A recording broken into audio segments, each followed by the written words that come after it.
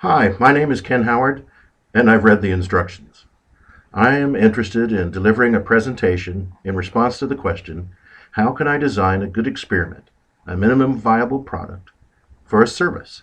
Specifically, I'd like to speak about how to apply the experimental MVP process and other lean techniques in churches, where the product or service is actually a way of believing and being in community. In my own church, a startup congregation in Germantown, Maryland, which went public in 1995, we set out to create a faith community based around the concept of what in lean terms might be called a minimum viable belief, or MVB. Our working hypothesis was that the reason a majority of new churches fall into conflict, leading either to their failing or splitting apart from their denominations, was their presumption that Christian community must be based on a broad agreement on as many beliefs and practices as possible.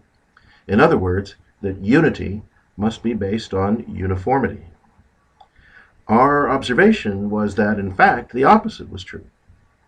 The more uniformity a startup church required, the more likely it would dissolve in conflict. So we set about to isolate the minimum set of beliefs and practices on which a Christian community could be based and still remain Christian. In effect, we were striving for a minimum viable belief, a core way of believing and being that could unify and vitalize a congregation. Like most human organizations, if they're not careful, churches often let the plethora of assumptions that they have about what they think they are supposed to do and how they think they are supposed to do it blind them to what should be a simple and clear why that lies at the heart of all that they do.